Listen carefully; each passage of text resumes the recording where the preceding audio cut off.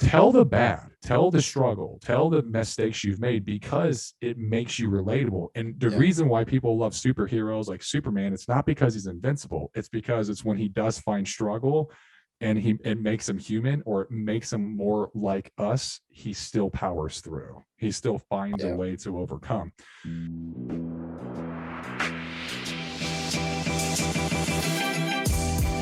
Great experiences build great leaders. Great leaders build great teams. This is Building Great Sales Teams.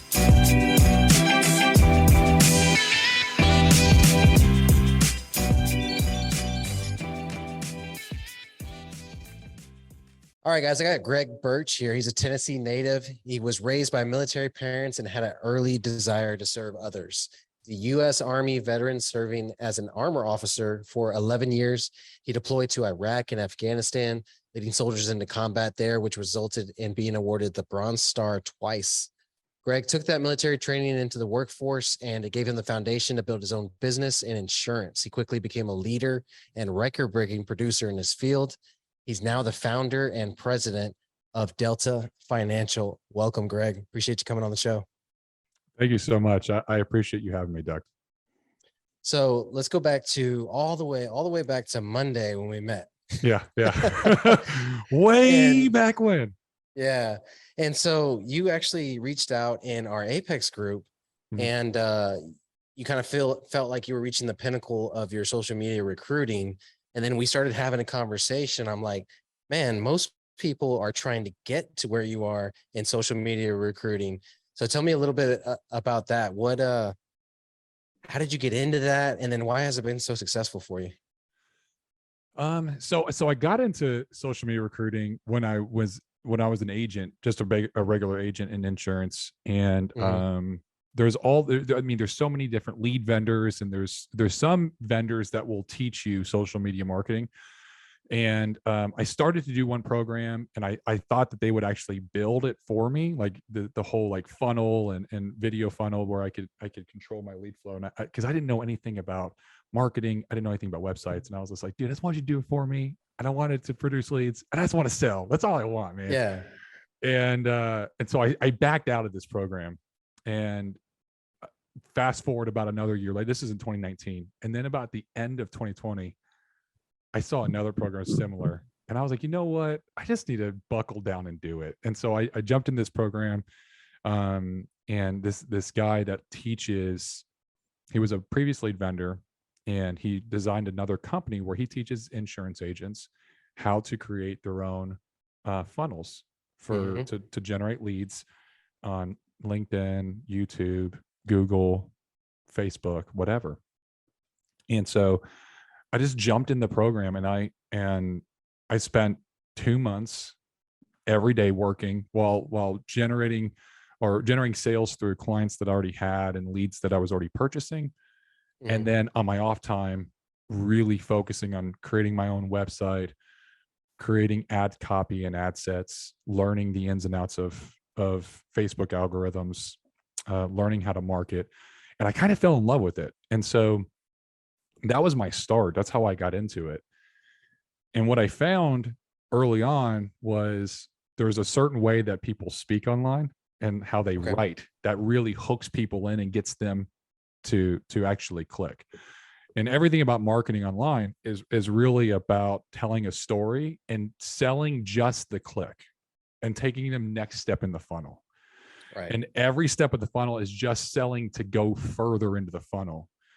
And so I learned that early on. And so, when I started doing marketing that was warm market, that wasn't paid ads, in order to generate, really what I was trying to generate was more attraction from agents and across the industry to look at our company and how we were different. And what I found was this: I just wanted to provide value. I just wanted to help people. And because there's a lot of agents out there that weren't getting the help that they really need, that they're looking for, that they've been promised. And so I said, you know what, how about I just give them the help, right? And it's kind of like the sales concept, like when lead companies are trying to get people into into becoming an actual lead, and they take them through the funnel, it's always like, hey, click here to get a quote, right? They never get a quote. Right. They never get a quote. So most of my stuff, when I did my lead generation, I actually gave them quotes. Like I had a website that people could go to and they could get a quote. And then I had a whole blog, and there's a book that's called They Ask You Answer. And it's all about basically providing everything that a client would ask, everything they're looking for in the sale, and like through FAQs or a blog style, and giving them everything up front, because by the time that they do actually schedule, it weeds out the people that aren't interested, and the people that are interested, they're like 95% of the way there. It's just a call and close, getting a signature, because they know what they want. And so I just applied that principle. Hey, this is what agents are looking for. Instead of saying, hey, I can provide it, look at me, I can provide it, and attracting them, I just provide it to them. And then they would come to me and say, hey man, how did you learn that? And I would tell them. And then they're like, hey, can I come to you and ask you if I have any other questions? Yeah, sure, of course. Like I would love to help, because I do want to help. And then that just started generating and fostering a lot of relationships across the entire industry, where people would come to me for help. And over time, they would just come to the realization of, I want to work with you, right? Yeah. Like you know what you're talking about, and everything that you've told me has worked. So that's kind of a down and dirty, I guess. Yeah, and it makes a lot of sense. I mean, that concept is out there in different versions in the market, right? So the first person I heard it from was Gary Vee, right? Which was hook jab, right? Or yeah, hook jab, his book that he came out with, and his whole concept was value, then offer, right? Because you got to hook them with the value, and then you can actually give your offer. And then of course, in building your machine and Ryan Stewman's, the group that we're in, we're both in Apex. He puts that concept out as well. Value, and then they will come to you, you know? And so to me, that needs to be one of the ways that you get leads, or one of the ways that you get recruits, right? Because when they come in, they're incredibly qualified. But if we're trying to do this big volume, how do you scale that? How have you been able to scale it? Because from our conversation, it sounded like you were getting like 20 recruits in a month, roughly. And that, you know, I know how this works. I've recruited a lot of people over my career. 20 recruits, 20 well-qualified recruits, like you're talking about a month, is huge. That's a lot of scale happening right there. So are you focusing on certain social media platforms, or are you just kind of putting everything out everywhere? What's your strategy there? So I started off just doing Instagram and Facebook. So I have my Instagram and my Facebook connected. For those of you that don't know much about social media, there's some basic like kind of tips and tricks you can do. Like you can connect your social media, your Facebook and your Instagram, so that anytime you post on your Instagram, it automatically will post to your Facebook, so that you can have two posts simultaneously on two different platforms, and vice versa. And it goes for stories too, but there's certain, depending upon, like if somebody tags me in a story and I try to repost it, I have to actually go into the settings and make it go to Facebook. I can't just repost it and automatically go to Facebook. So there's some nuances there, but once you play around with it, it's easy to do. So I started off just Instagram and Facebook. Over time, I started to realize that I was completely ignoring TikTok. And I was like, I've already got all this back end content of like videos, reels I've been doing. And I started posting on TikTok. And because of being an Apex and Ryan Stewman, he recommended LinkedIn. So I started doing posts on LinkedIn. And I do different strategies on each platform. So on Instagram, what I was doing is doing 2 posts a day. One of them is usually a picture or a slide of pictures. So have you ever seen like one of those slides like Ed Milet does? It'll have like a picture, and it's like almost like a Twitter handle, and it'll have like a little like hook, and then you swipe and it has a little arrow and you just keep swiping and it tells a story. And then there's usually a long text or a medium or short text there with some hashtags. So I'm doing posts like that goes to both my Instagram and my Facebook. And then usually in the evenings, I'm doing some kind of reel. Now, the reason why I do a reel is because I can use specific hashtags and I can tag specific people. And because of the people I'm tagging and because of the hashtags that I'm using, it will get in front of a wider audience that's outside of the people that follow me. And the more people that view it, it's going to continue to widen that audience. Even if someone stops on it for a few seconds, And I was like, oh, what's this guy talking about? And so then that's when I started using those same reels that I'm putting on Instagram and that automatically go to my Facebook. I started putting them on my TikTok. Now for LinkedIn, I usually do a long post. For Facebook groups, I'm in multiple Facebook groups that I post in every day. And this is ever since I got an Apex. And I learned a lot of how to generate affinity that's taught in the Build Your Machine in the Break Free Academy with getting into those groups. And so I post every single day in Apex. I post every single day in Sales Pros. I post every single day in a life insurance forum that's got like 50, 60,000 agents in it. And then sometimes I do 3 different posts. Sometimes I'll do a similar post that's between the life insurance and the Sales Pros. Yeah. But usually I'll take one of those and I'll put it into LinkedIn. And I might change it a little bit to fit a LinkedIn audience. So I try to write approximately 2,500 words a day in ad copy between all the different posts. Because I also do a post in my team chat. It's on Discord. And I try to do not too long, but a nice meaty message to my team, teaching them something and giving them some confidence or something like that. And so giving them a mindset shift. So between all the different posts that I'm doing and within the groups, to my personal page, and then to my team, I try to write about 2,500 of words worth of content a day. So nice. So 2 questions from that. How long are you, like time wise, are you actually spending on this? And then where are you getting the content? You know what I mean? Like now trust me, I'm doing the same thing on my end, so I'm using the family, I'm using history, history in the business, situations with consulting clients, guests, podcast guests give me a lot of content.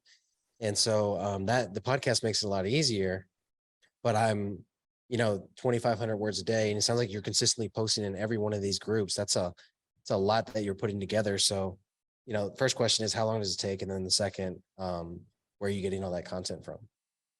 So I listen to a lot of podcasts. That's all I don't listen to music. I listen to a lot of podcasts. I listen to the Real AF with Andy Frisella.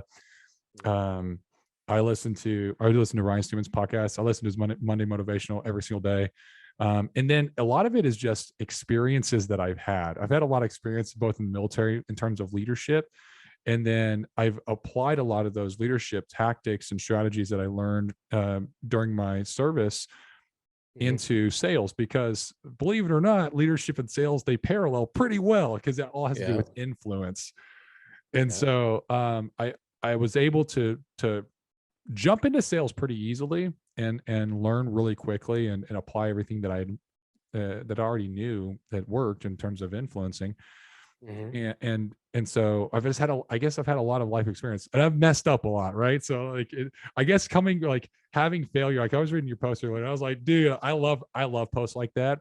And to segue real quickly, posts like that, it really does, it makes you human, right? It makes you relatable. And I always tell my agents, and a lot of agents I've worked with outside of my company ever since I've been in insurance, like, tell the bad, tell the struggle, tell the mistakes you've made, because it makes you relatable. And people love the come up. People love the story of the underdog. And the reason why people love superheroes like Superman, it's not because he's invincible. It's because it's when he does find struggle and it makes him human, or it makes him more like us, he still powers through. He still finds a way to overcome. And so I love those kind of posts. I think they're the best, right? So I use those experiences in order to kind of fuel what I want to talk about. And I do a daily podcast every single day with my team. It's called the Delta Team Chat. And every single morning, I do 75 hard tasks every day now. Like I work out twice a day every day, and I've been doing that for a long time. Even though I'm in between. Go ahead. A lot of high performers do. Yeah, that's what I've been noticing. I was like, shoot, I never should have quit. I quit for a long time, and I felt my discipline. I felt it within me just dropping. I was like, nope, not happening. So I jumped into, I'm in between phase 2 and phase 3 of Live Hard right now. Phase 3 starts October 30th for me. So I'm still just doing the tasks every day. And every single morning I go outside and I put on a weighted vest. I have a 45-pound weighted vest that I wear, and I go on a hike. And while I'm on the hike, I have my phone and I record a message to my team, because I'm in Arte, I'm in Apex, I'm in Brand Builders Group, and I have a lot of it, and I'm studying every day and I'm learning things. I'm going through BFA, I'm doing trainings, and I'm applying it also to my business so I can actually see the applicable side of it. And then I teach it to my team because I want them to grow and learn and do all the things that I'm doing. Because then when we all kind of work together, like, we can massively explode together. Yeah. So I teach them stuff like that. I teach them leadership stuff that I learned. I tell them stories from my military days, et cetera, et cetera. Some of the same posts that I've posted in Apex. And so, and I love that it's just for them, yes, which is really cool. Yeah. We do our, once a week, we do a Friday morning company-wide call. And I did, it's funny, we're talking about this. I did the Build Your Machine training this morning, and I converted it into something specific for my guys and how they could attack it in creating referral partners. Right. And, I got a message from one of my guys after, hey, it's really cool that you took the time to do that with us. And I'm like, why wouldn't I? You know what I mean? Exactly. Like, I need to be pouring into you guys, or I'm going to be in trouble in a couple months, because you are just going to be falling off like flies if I'm not investing in you, Yeah. And I get messages like that from my team all the time too. There's like, so instance, I actually did a message to my team the other day, and I was like, hey guys, the day after we had the call, the next morning, I was like, hey guys, the podcast is coming back. I had a call with this guy for blah, blah, blah. I told him the story. Yeah. And I was like, so I'm going to be dropping off the Delta team chat. And people were like, no, don't. They're like, don't get rid of it completely. Like, you can drop how many days you do it, but don't get, like, we want to hear from you every week. And so I was like, okay, that's fair. That's fair. Yeah. So, and honestly, like, it's just great training. Like, I want them to be the beneficiaries of everything that I'm pouring into and learning from, because, obviously Ryan learned this from somebody, right? Like, he either through experience, but also from mentors and everything that he had. And he's just basically pouring into all of us in the same way. Right. And so, to answer your original question, because I went on a long tangent, I apologize. No, that's what the podcast is for. It takes me, I spend about an hour and a half. A day. So usually I get back from my walk, I come straight back inside, or usually I'll drop my vest off. I'll go out for a 20-minute run. I come back, I upload the video into Vimeo. I put a little description on it, and I let that run while I'm getting ready to post it. And then I jump on the computer and I get on. Again, I usually, you see me on Apex, I usually post around the same time. It's like 6:30 to 7:30. Yeah. And I'm getting on and I'm going through each one of the groups, and I'm like, what do I want to talk about today? What do I want to type on? And I usually think about it while I'm on my run. Like, I'll be listening to music, or I'll be listening to a podcast on my run. And I kind of just let that mull over in my subconscious until I just, I want to talk about this. So I come in, I'm ready to kind of attack whatever topic that I want to type about.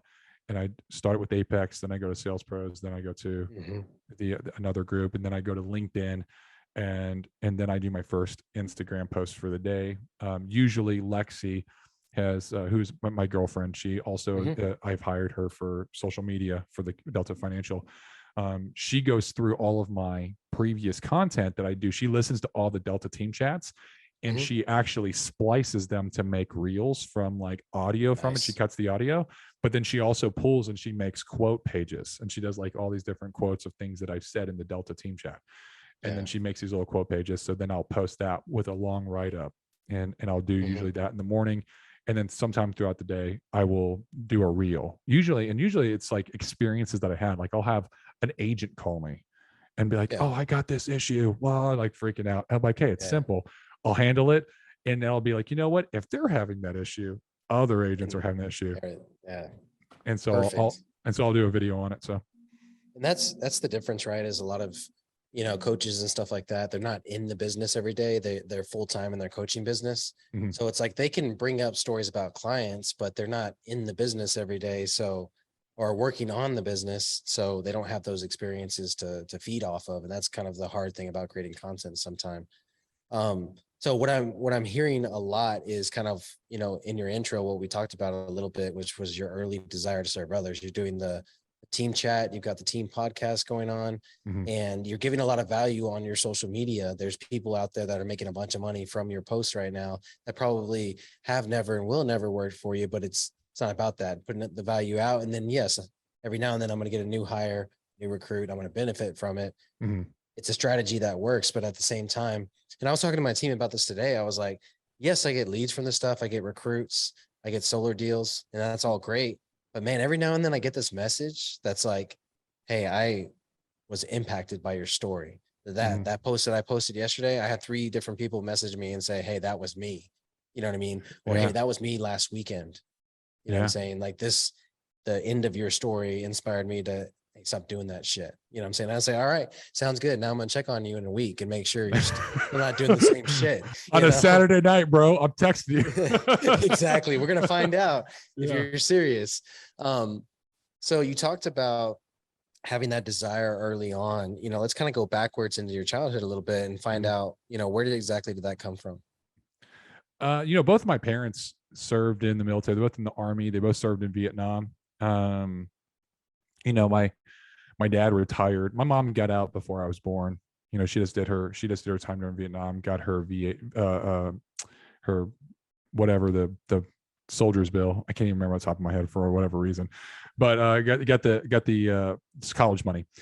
Mm-hmm. Got out, and I'm the youngest of 6, so started popping out kids. So my dad stayed in the military. He retired at 20 years, and I was about 6 years old at that time. Mm-hmm. Don't really remember too much. I have very vague memories, but we talked about. I mean, we lived in a military town. We lived right by Fort Campbell, outside of in Clarksville, Tennessee, right outside of it.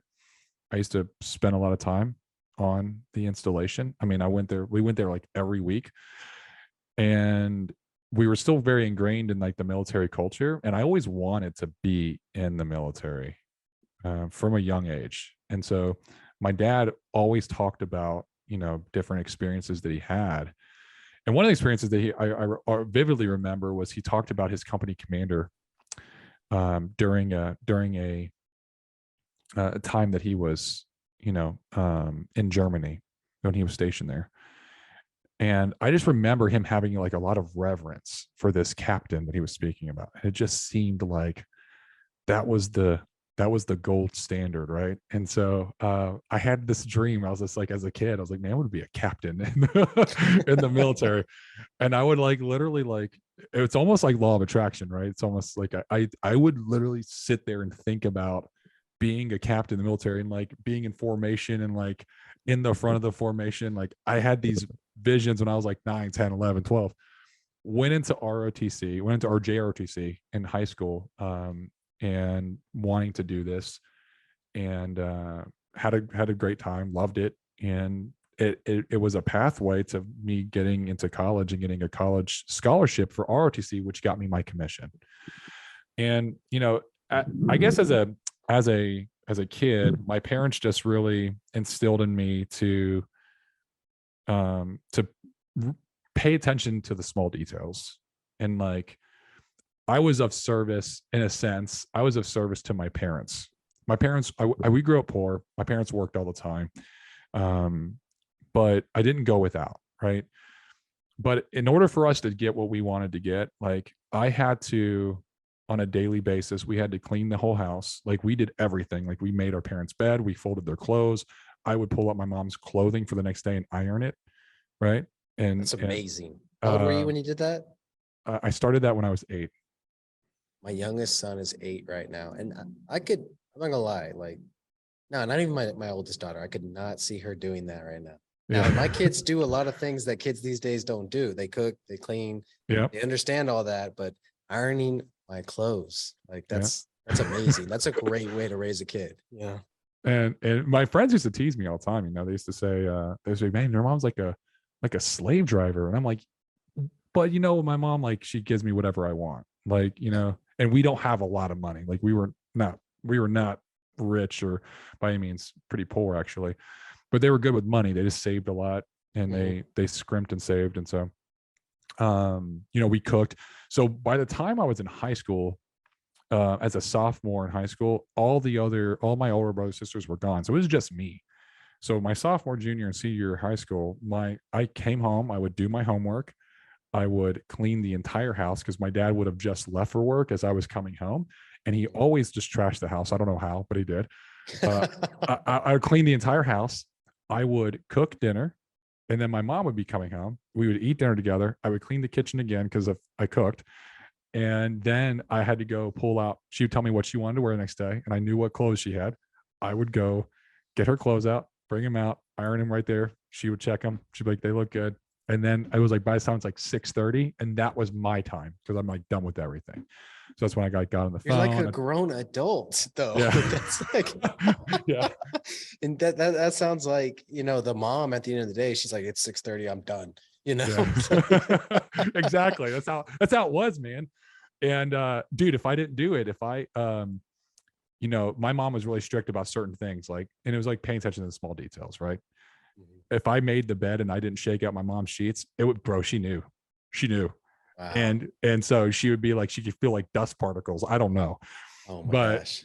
She would go get me out of bed and like smack me upside the head and be like, do it right. And I'm like, yes, ma'am. Okay. What about the 5 other kids? So by the time that this was happening, it depends on who was doing the chores at the time, but by the time this was happening, I was doing it by myself. You were solo. Yeah. So like I would like come home and like I would clean my parents' bedroom. That meant I had to take off the sheets, shake them out, make their bed the way the way they want to do laundry, fold their laundry. My dad was really particular stuff. And clean up the rest of the house, like kind of systematically go through the house cleaning, then cook dinner. And so I actually have a passion for cooking because I cooked every single day, at least during the weekdays. Yeah. And I got really tired of making hamburger helper, right? So it's like, you got to mix it up. Yeah. You got to mix it up. So I started looking up cookbooks, and this is like at the advent of the internet, and Google didn't exist, obviously. Right. So I'm like, hey mom, I got this cookbook, and I'm like, I want to try something different. Can you go get this from the store? And she would. And so I would just start trying new recipes, and I kind of got a passion for cooking. So I love to cook now. And, but a lot of that is, I think, attributed to my mom and dad's, how they raised me. They're very strict, but to be of service of other people. And in return, I got to get things that I wanted to get, even though the budget was always tight, No, that makes a lot of sense. And, now that I think about it for myself, it kind of brings back my own memories because I moved in with my aunt when I was 12. So she taught me like how to adult because, she didn't have any kids or anything like that. So she was in like responsibility mode most of her life. Right. Mm-hmm. And not that you're not responsible when you have kids, but you're responsible for other humans instead of just responsible for your house or cooking and cleaning and all that type of stuff. Right. And so she taught me how to cook, and she would make me at least 2 times a week cook dinner. And so same thing. Like she wouldn't allow me to make hamburger helper. It was like from scratch. What are you going to make this week? And print out the recipe. We had Google finally. Print out the recipe and then execute, Yeah. That's awesome. All right, let's fast forward a little bit. And that makes a lot of sense coming from that kind of childhood. But it also like, man, how much not easier, I shouldn't say that. How much more disciplined you were going from that family, military family, and then, your parents running the household like that, and then into ROTC. ROTC in college, yeah. Yeah, ROTC, and then into the military. So there's always this structure and this discipline surrounding your life, and so now we're getting to your actual military service. And if you don't mind me asking, I'm curious about the Bronze Star. How does that work? How do you qualify for that? I mean, so I'm oblivious on it. So a Bronze Star is it depends. Like, so my first Bronze Star I was awarded after our first engagement during my first deployment, because we were going through this it was like a marketplace, right? And it's like the same old story where you're like going through the marketplace and it's bustling, and then we had the Iraqi police with us, and we're walking through. I hate for movies to be a reference, but I mean, it sounds like it looks like the movies. That. Yeah. Okay. Yeah. It's very much like that. Yeah. And then, they always say, like in training, they're like, hey, like if everyone disappears out of nowhere, like you go through marketplace, you come back and there's no one there, you're about to get lit up. Like you're getting, and so we're all like, oh man, like you hear the stories, and we're going through this marketplace because we were in the process. We had this, we were doing this thing called Sons of Iraq, which was an Iraqi militia, where the government was paying Iraqi citizens to be militiamen, to post them up every mile along every stretch of highway at a post to basically watch the road and prevent from anyone else coming and laying IEDs on the road. And we paid them. And so I was the money guy. I actually requested all the money from the government. We had to do all the paperwork. The money would come in, we would convert it to Iraqi dinar, and then I would come in and with soldiers and we would just pay them. So this was like the first big payment that we finally got. So you were the walking arm vehicle. Yeah, basically. They called me Mullah Majid. I'm sorry, Sheikh. They call me Sheikh Flus. Mullah Majid was the guy who was paying. They call me Sheikh Flus, which is like Sheikh money. So so every time I come into town, they'd be like Sheikh Flus, and I'd have a big old bag. It was like, just full of money. So and then we would take pictures with it. And you don't just have to worry about terrorists in this situation. You're worried about just the common thief. You know what I mean? Yeah. Gotcha. So we got like 3 months worth of payments. So we had like millions of dinar there, right? And we're paying out, and we're in this little town, and the guy that we're paying, who ran the militia, his name was Mullah Majid, and man, this guy was like the Godfather in this area. Like he definitely dirty, definitely connected. Nothing happened without him knowing about it, period. Like he was the dude. And so when we were sitting there paying out, and then I was like, hey, let's go take a walk. Let's go to the marketplace. Let's go get some chicken, because they always have like rotisserie chicken and stuff. So we took some Iraqi police with us that were part of the mission with us, and we always do everything joint at that point because we're part of the SOFA agreement. And we're walking through. We stop at a little like it's like a 7-Eleven, but it's all in Arabic. It's like a really shitty gas station. Gotcha. Without gas. It's just a convenience store. So we go we go in, we get them some what they call fizzy bubblies, and it is basically like a Fanta, like their version of Fanta. And so we get them fizzy bubblies, and we're walking, and they're all like talking. We go all the way down basically to where it's a loop, and we're looping back, and we're walking back. We get back, and it's dead. And it was like bustling. There was like people riding bikes. There was like people outside their shops. There was people like selling food, everything, like people everywhere. And it was ghost town. Like you get to see like newspapers like blowing in the wind. Like, oh no. I was like, and the I looked hairs over, on your arms start raising up. Oh yeah, it was insane. So we'd already been in, this is our first attack, and we'd already been in country for like 3 months. And so yeah, they I looked over at my platoon leader at the time, because I was a company executive officer. I was a second in command under the company commander. Okay. And I was acting as the company commander for that mission because he wasn't on mission with us. So I look over the platoon leader, and I'm like, yo, bro, this is just like they said in training. Yeah. And I said it just like that. I was like, this is just like they said in training. I was like, I think we're about to get attacked. And literally it was like at that moment that we heard, it was like a dink, dink, dink. And we looked over, and it was right by me, and it was a grenade. Man. And it was a grenade. And they throw a grenade. And I was just enough time that I could reach down and chuck it. Just enough time that I could like reach out, tuck it, and get it away. Oh. And it blew up about 10 feet from us. Wow. Maybe 15. So everyone dropped. We yelled a grenade, everyone dropped. And then we looked over, and there was 2 individuals that were that they were the ones that threw it, and they had weapons with them, and they started to fire at us. They had to have been maybe 16, maybe. And so did you ever think, I guess because coming from a military family, that maybe was more common talk, but did you ever think you were going to pick up a live grenade someday? Not at all. Wow. Not at all. That's crazy. But you, dude, it's crazy how instinct. Man, you're yeah, it's just like the military trains in such a way that you train things over and over and over and over and over again to where it's muscle memory, because they want that when the fog of war happens that you just operate off of instinct. And so it's crazy when everything just kicks in, when your adrenaline kicks in, and like the things that you do, it's insane.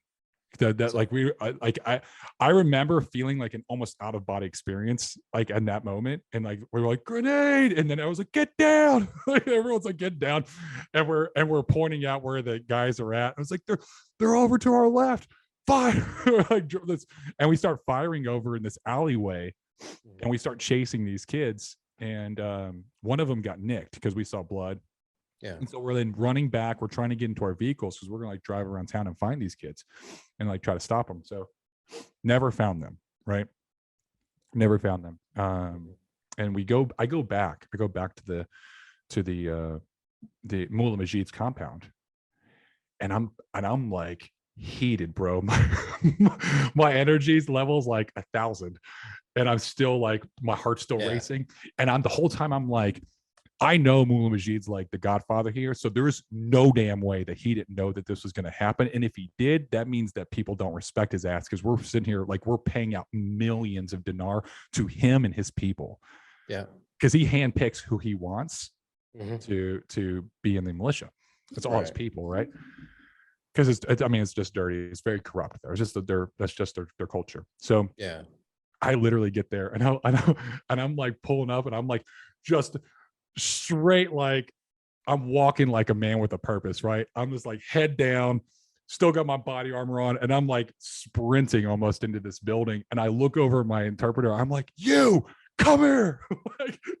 I'm like, tell him what I'm saying, translate. And I like straight 5-finger point this guy in the face. And I'm like, man, what the fuck? It's going. I was like, I'm about to take all this money and I'm gonna roll it up and I'm gonna get the fuck out of here. What am I? I'm like freaking out, right? Yeah. And it embarrassed him really, because he had no idea. He had no idea that he probably never has someone talk to him like that either. Oh yeah. I was like definitely not I'm sure you're like 6'4", I'm 6'7". 6'7". Yeah. 240, 250 pound, at the time I was like 230, but now I'm 250. So gotcha. Yeah. But I was still a pretty big guy. And so yeah, he's like starts apologizing. He's like profusely apologizing. He's like, I didn't know, I'm sorry. Like I'll fix it. I'll fix it. And so like 3 days later, we get a call in the cell. And the interpreter comes and he's like, hey, Captain Birch, it's Mullah Majid. And so I'm like, okay. So I get on the phone. I'm like, hey, what's he saying? And he's like, hey, he says he found the people that threw the grenade. And I was like, oh, awesome. Tell him we're going to be by there tomorrow. We want to talk to these people, right? Yeah. And so now you got a thread to pull on. Yeah, because now we can like find out like who talked to them, who set this up. Like we can interrogate them and get some intel. And so we show up. We go back to his compound. We show up. And we're like, hey, where's the guys? And he lived like on the border of the Tigris River. Like he was like right there. Like the Tigris River was like in his backyard. And he was like, oh yeah, they're out back. And we look out, it's just his men out back. Like, out back where? And he was like, and he points at the river. And we look out there, and there's literally there is like, you can see where there's blood from like gunshots where they execution style shot him in the head and drug them into the river and threw him in. Yeah. And I was like, oh man, no, you can't do that, bro. We had to talk to him, like that's not how we do business, man. That's just like no. Yeah. It was like, oh man. Okay. So that was my first like real introduction engagement. Yeah. So so that was my first I got a combat action badge for that. And then shortly after that, we were me and the platoon leader were awarded Bronze Stars for that. So for the work that you did there. Okay. Yeah. Man, I appreciate you sharing that story with us. First of all, it's an awesome story. I mean, I just keep playing that over and over again in my head. I imagine in the days after you were just playing it over and over again. Like what could have happened if you didn't chuck that grenade? Yeah, it could have been bad. It could have been very bad. It's funny, like I'm laughing now, but that's how I cope with stress. It's so like usually I laugh and it's like, oh, this is not good. So it was an experience. Is about there's nothing like deploying for anyone that's listening that is that's prior service or currently in service, and you know what it's like. It's such a different experience being over there. I kind of miss it sometimes. At times, just the camaraderie, the Groundhog's Day of it. But yeah, no, that makes a lot of sense. There's a lot of disciplines that are, you have to execute every day on. You got to be ready for something like what happened to you every day. So you got to be training and all that stuff. It makes a lot of sense. Yeah. You talked about kind of laughing about it now, which if any one of us civilians went through something like that, it would be a traumatic experience, right? It would be like we wouldn't be trained for it, right? Mentally. So it would be a whole different story. Yeah. I was talking to Keith Goss the other day. He was on my podcast, and then we did a conference together for Austin Montgomery's growth conference. And he's ex-military too, or he's a veteran also. And same thing. He was like, he was kind of telling me some of the war stories, a little gruesome and a lot more worse than that, unfortunately. Yeah. There's a lot of people have some really bad stuff that happens. Yeah. And he was just telling them like no emotion, no nothing. Yeah. It was a trip to hear that from him, but so casually, and that's how you guys have to deal with it, And so I don't know how we transition from that back into business, but we still got some time left here. Yeah, man. And you've got a lot of value to bring in terms of your Delta Financial University. So I wanted to kind of talk about that a little bit, because you and I on our call on Monday, we talked about it, and it sounds like you've really got that dialed in. And that's probably one of the pieces that I'm putting together for my consulting client and building a sales team is an access to a type of university that walks them through the sales program. Right. And so first of all, where did the idea for this come from? And then why do you think you've gotten such great feedback from it? So coming from the military, I think the military really is what structured my idea of what training is supposed to look like. I've been through multiple different military academies, classes, courses, 3-day, 2-day, 2-week, 7-month, all kinds of military classes. So I've seen how they're structured and how they're laid out, and you just kind of see there's a pattern to it, but it works. And the reason why I think the military does what they do, the way that they do, is because there's a track record of success. And so I learned a lot about how to structure training while I was in the military. And coming into insurance, what I realized is that there's not a lot of really good training. It's kind of like a shotgun blast, right? And it's like some people will get it, some people won't. And it's like it doesn't really apply to everybody. And so I want to double down on what you're saying too. Yeah. Because what happens is, in so many sales organizations or sales-centric organizations, a new trainee comes in and they say, hey, go train him.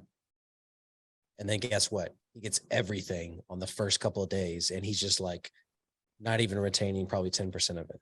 Yeah. And it's very much, it's that shot. Let me tell you everything I know. Right. And it's not structured. It's not given with multiple mediums. You know what I mean? It's just given face to face, person to person. Maybe there's no training outline to follow, but there's different ways to train. There's like, you have the online university, there's shadowing. You know what I mean? There's the written training SOPs. There's so many ways, and people learn differently, right? So you kind of have to encompass them all. But anyways, back to the shotgun blast. Yeah. So I realized there's kind of a shotgun blast, and I felt as if like I'm not getting what I need, right? So, so going through like where I'm at now, I guess I'm gonna tell this in a different time skip pattern.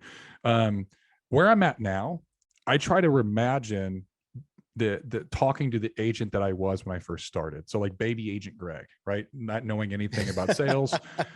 I love that. And so that's how I tried it. That's who I'm teaching. So everything that I've learned that I had to train myself through reading daily, through experiencing, through sales. Like I iterated my own sales process that I changed, which is crazy because my sales process and what I made really closely mirrors what Ryan's teaches in Breakthrough Academy. It's really close. I mean, there's a lot of variances. The catch process. Yeah, the catch process. Okay.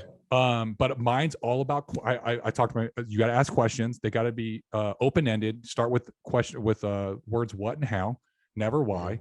But you got to pull out the emotion. You got to pull out everything that they're looking for. Why are they talking to you? What are their concerns, etc. And then you got to roll it all together, and you got to show some empathy. And you got to show empathy by an understanding that you understand where they're coming from. And so I teach this in the academy, but most of my academy is like the background stuff that most people don't even think to teach. I can't tell you how many times I get from an agent. They're like, well, how do I set up my business? How do I set up how do I set up a business bank account? How do I set up Taxes. an LLC? How do I do taxes? Yeah. How do I do this?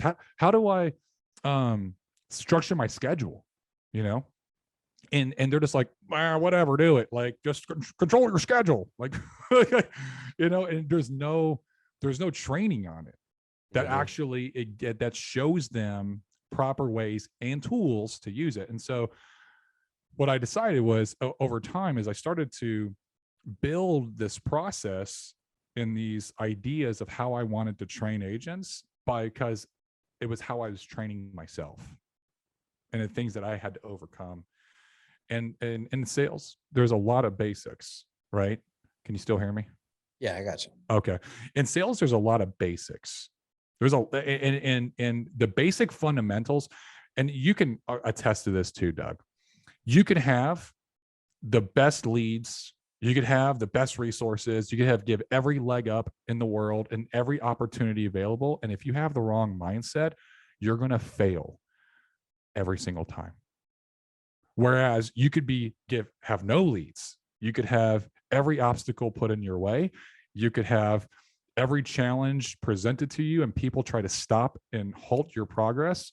And with the right mindset, you're still going to crush nuts, right? Yeah. So I teach a lot on having the proper mindset and having the right expectations coming in. And yeah, I couldn't agree more. You know, there's got to be a point in the training process where you let them go. Yeah. You know what I mean? And when you do that, what you're finding out is if they really have what it takes, because everybody can give you lip service until it's time to, hey, you've hit this point. I've given you enough to make some money. And now let's see what you can do. Let them go, give them a few days, maybe a day, you know, just depending on the business, right? I'm sure it's different in your business than it is in, you know, door-to-door sales, but we typically let them go for a day, you know, and then I'll tell my trainers, don't answer the phone, leave them to their own, you know what I'm saying? Let them go through that mental like challenge. And then at the end of the night, find out how it went, you know, and then you'll really be able to find out, okay, hey, do I need to keep investing in this person, or they just gave me a bunch of excuses, they left the field on their own? And that'll kind of tell you, hey, if I keep investing in them and I keep propping them up, helping them make sales and everything, as soon as I let them go again, they're going to fall, you know, or they're going to dip, or they're going to quit. Yeah. So you find out their how resilient they are. Resiliency. There you go. Yeah. Find out how are they going to solve the problem on their own? Yeah. And at some point, no matter what the business is in the sales training, you've got to have a spot for them to do that. Yeah. You know what I'm saying? So on the technical side with the university, is there a certain platform that you're utilizing for that? So, I know there's a lot out there, right? Yeah. You know, we even talked about it. You got Cardone University. Yeah. You got, for my industry, you've got Door-to-Door University, Solar University. You know, there's all these kinds of things out there, and I'm sure there's insurance ones as well. You built yours from scratch? I did. I built mine from scratch. It's basically a program that was a plugin that I could put into the website that is really closely, it's a knockoff of Lightspeed, basically. Okay. Or Teachable. So, and there's a lot of them out there. Like you can just buy one. So I just basically have it structured into different sections. And then each section has subsections where it's the actual video and the description. And then I have attachments within there that correlate with said video. Okay. And so the university as it is now is I think 34 total videos It's 34 videos. I recorded all of them from scratch, and that's just the basic agent university. I have an advanced markets university where it's all like the advanced market sales with index universal life policies, fixed index annuities, debt-free life, stuff like that, premium financing cases. That is done by May as well be Spanish for me. Yeah. And we have that also. And so that was done by my advanced markets director, David Doring. And I let him use the same system. He basically used the same system to create that. But I think what makes it different is that we do a live onboarding, which is unique for pretty much any IMO out there. And we have it, we call it our career school. And so I have certain parameters, and I instill discipline in the process. So it's a 3-day process. It's every single Wednesday, Thursday, Friday. And I run career school almost with me and my VP of operations, Kevin Vega. Him and I run it together usually. Wow. Wednesday, Thursday, Friday. Yeah. What's the time slot for this? I'm curious. 9 to 11 a.m. Central Standard Time. Every Wednesday, Thursday, Friday. So, Yep. So it's a 6-hour course, basically, a live course that you're running these guys through. Yeah. And so what So we you're saying do, the same thing every week. Yeah. Same questions. Same questions, same answers. Same bad jokes. Yep. Okay. And so what we do is we have them come in on Tuesday for an orientation day. Okay. And I tell them they get in as soon as they have to sign up, they get an automatic email. It's like, hey, here's your instructions for career school. Welcome to Delta Financial. Here are the rules of engagement. Hey, show up on time. On time doesn't mean 9 o'clock. If you show up at rules 9, of engagement. it's like, dude, you're late, right? So show up early. And if they show up at 9 o'clock in 1 second, they're late, bro. They ain't coming in. And I'll literally send a message like, you're late. You're not coming to career school. You're coming next week. Go sign up for next week. So basically make them wait a week, which opens them up to other offers, which the people are calling them back that they were calling before, you know what I'm saying? But you can do that because 1, you believe in your company and your product and your onboarding. And 2, you've got the leads coming in for new recruits. Absolutely. You know what I'm saying? And it also instills discipline, and it instills that I respect their time. They should respect mine as well, especially if they want to learn from me. Like I've done a lot in the industry. I've broken records in the industry in terms of sales. Like I know what I'm doing, and I can teach sales at a very high level. So one of my favorite ways that was explained to me for the first time was I had Drewby Wilson on the podcast. You know, Drewby from Apex. And so he's their VP of sales, or he's their VP. And he was like, you know, when Ryan offered him the position, he didn't only think about, okay, hey, it's a 50 grand a year salary plus commission. He was like, it's a 50 grand a year salary plus people pay this guy 100 grand a year to mentor them. So mentally, I'm going to throw that 100 grand a year on top of that because I'm getting that. I'm working in the office with this guy every day. You know what I mean? And he told me he's going to pour into me. You know what I'm saying? So that mindset is huge. Oh yeah. But it's hard to tell them that without sounding like you're bragging, right? And so, but that's the way you get them to respect it immediately is as soon as they're late, cut them loose, come back the next week if you're serious about this and be on time. Yeah. And honestly, like people that come back, they're like, dude, Greg isn't playing. You better not show up late. Like Greg, he will not let you in. And he'll be like, so, too bad, so sad. See ya. Come next week. So at that point, are they showing up physically or is this it's on Zoom? It's on Zoom. Orientation. Okay. Yeah. So what I do is I have them show up for the orientation and just to be like, hey, who shows up? And then, hey, congratulations. You guys made it on time. You're going to career school. Oh, by the way, you guys got homework every day. Homework today is going to be videos 1 through 11 in the university. You're going to be getting access to university today. Nice. I want written notes on videos 1 through 11. Your notes need to have these 3 points. Hey, what did you learn? What are you going to apply to your business right away? What did the video make you feel? What emotion did you feel by watching it? And then I have them read a book as well. And so like this go around, I had them read Never Split the Difference by Chris Voss. And read chapters 1 through 3 and then take handwritten notes and they send that homework in. If they don't send up homework by the time frame, they're out. It's like you're out of the course. Go next week if you want. One of the things I like that you said is when you were talking to them, you're talking about their business. So you say your business. And I'm guessing that's something you do on purpose right away. It's like, you've got to treat this like your business. absolutely. Definitely going to steal that for sure. Absolutely. And so I'm going to read this real quick because I actually just finished a career school today, being Friday. Uh-huh. And I had an agent that went through that just came to my company, and he switched over to my company, and I've known him for a while, and he's been in a couple of different IMOs. He's actually really good at what he does. He knows how to sell to high level. Mhm. And so he But did a review. he still had to go through the ringer. Everybody goes Everybody through. else. Everybody goes through. And I told him, I was like, hey man, I want you to go through. And the way I saw it was like, hey, when you build your agency and you have agents that are coming through, you want to know what they're going through. Yep. So you should be going through it as well. Absolutely. And he was like, yeah, that's fine. So this is what he wrote today, is his review. He said, hey, as someone is coming from 2 different IMOs and who has had some success in the life insurance business already, I thought that there was not much I could learn from this school.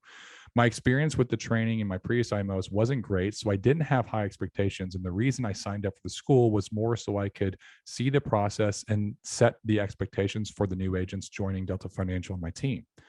Boy, was I surprised. The Delta Financial Career School was a truly mind-blowing and life-changing experience for me. In the 3 days of fast-paced and accelerated training, I learned so many new things when it comes to improving different areas of my business and my life. From organizing my schedule and workflow to the sales process, scripts, and social media, I learned how important discipline, consistency, and mindset are for my success in this industry, and wish someone was there to teach me all this from the get-go.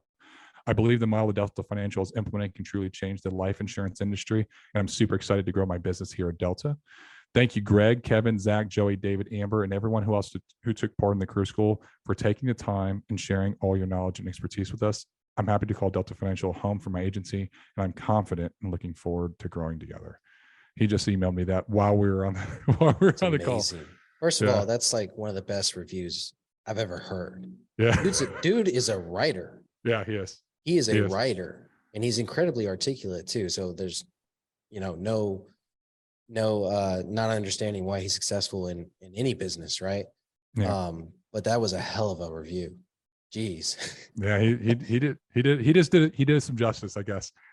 But Absolutely. we get reviews like that all the time, and people are just like, dude, this is the best sales training I've ever had. And honestly, I feel like sales training is a lot like leadership. It's like sales, right? It's like watching a TED talk, which I'm reading the book right now, Talk Like TED. If you haven't read it, it's fantastic. Okay.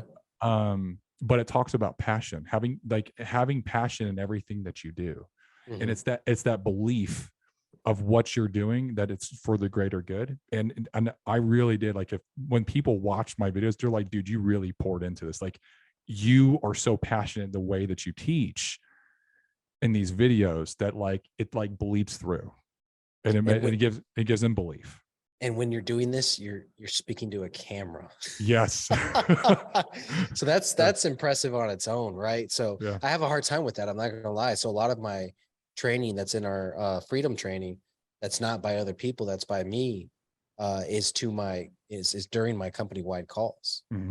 You know what I'm saying? And some of my best training comes from those, because I'm looking at their faces, and I have feedback on stuff, you know what I mean? But you did it to a camera. So that's pretty impressive. That's awesome, man. I love it. Right here in this setup. Exactly. Yeah. So in wrapping it up, what's the next step for Delta Financial? Like, your recruiting's going really well. I know you're putting the podcast back into place now. You're going to start becoming that person of interest online, not person of interest, but building that authority online. Yeah. Really building your brand up, attracting new agents and everything. Mm-hmm. Your university is working out great. So what's the next step for Delta Financial? So right now I'm looking at trying to emulate a lot of the things that I'm learning in these different groups, especially in Apex, in my top leaders that have been with me for the past 2 years. Okay. And basically duplicating myself. And so getting them to start doing the same things that I'm doing through social media. And it's starting to happen basically right now. And that basically will free me up. I want to start doing more public speaking and paid speaking events and start getting into that. I want to grow my podcast I want to do consulting. And then what I want to do is I want to build, and this, I'm looking at hopefully starting it next year. I want to build an actual university, like a true sales university here in Dallas, for insurance professionals that every single time that I hire somebody in Delta Financial, it'll be like, because I have a hiring process. It's very unique. Physical classroom. A physical classroom. Well, I will fly them out, put them in a hotel. It'll be like a week long, but this is going to be like the SEALs of training of insurance. Like I'm going to have them sign forms. It's not going to be physical, but I'm going to mentally drain them. And I'm going to push them to their limits mentally and emotionally. And you have all the people in Dallas that are, the coaches. I have enough. And I have enough that outside of Dallas that will move here when it's ready.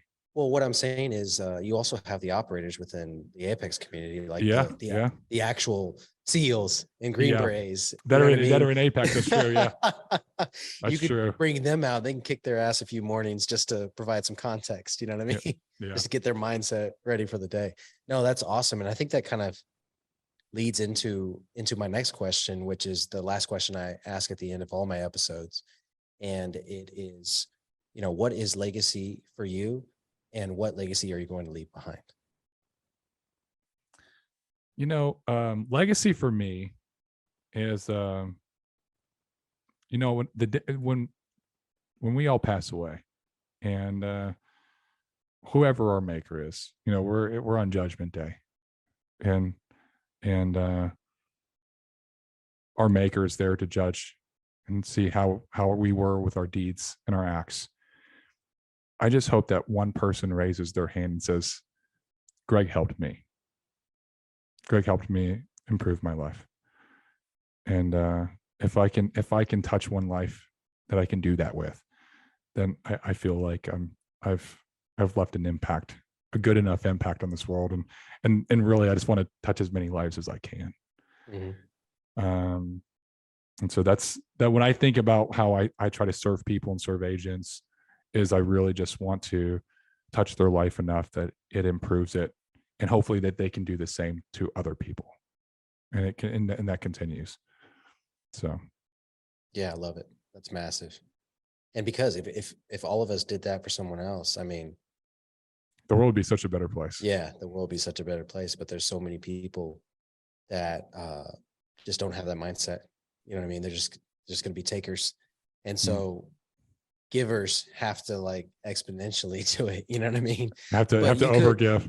Yeah. Overgive. Right. And here's the things people don't realize is that all the joy and the spoils are in giving, to be honest. It's not in taking. It really is in giving. There's a difference between like wealthy and being a rich person. Right. And I feel I'm very rich in my relationships with people, I don't have all the money that I want to have, and I know it's going to come. Right. My business is blowing up and it's succeeding massively, and there will come a day that I will be able to use that money for very good things, and I plan to. But I feel very rich in my life with the relationships that I've built. All right, it's so true what you just said about the riches are in giving, because I talked about the same thing. I did a presentation on building great sales teams a couple of weeks ago. And I was like, think about the last time that you were truly happy. Chances are that you were teaching somebody something. It's in our nature. That's one of the things that makes us human.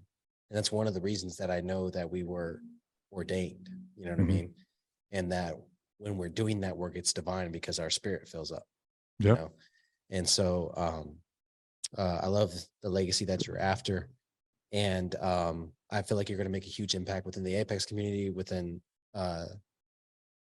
anybody that you come into contact with. So, I can think of probably two people right now that could use your leadership. But if somebody listening wants to reach out to you, what's the place? Where's the best place for them to do that? Send me a message on LinkedIn. Or not LinkedIn, Instagram. My Facebook I'm maxed out on friends. Yeah. Because I have there's so many insurance agents in the industry, and I'm like all insurance agents. But my Instagram, I'm not, obviously. And so send me, I'm Gregory A. Birch _ it's GREGORYABIRCH, like the tree _ So you can't miss me. But yeah, send me a message. And I'm really happy to help if you have any quick questions. I'm not going to be the guy to be like I will not be like, send you a calendar invite and be like, hey, this is what my services cost. I'm going to be like, hey bro, how can I help? And like, you have a question and I'll do what I can to help you. Yeah. You might have to wait a little bit, but we'll get on the call. Yeah, definitely. Awesome. So we'll include all that in the show notes so people can reach out to you. Yeah, definitely. I appreciate it. All right, brother. Thank you so much for being on the podcast. Truly honored that you're able to jump on here and share so much value. And we're definitely going to have a part 2, because I know we just kind of scratched the surface of what you've been doing in the sales game. So really appreciate you coming on. Yeah, it's my pleasure. And I appreciate you having me on, Doug. And I'm going to have you on you're going to be my first podcast guest. Let's go. I'm ready. That I have. So yeah, be ready to record here soon. Sounds good. Let's get building. All right, brother.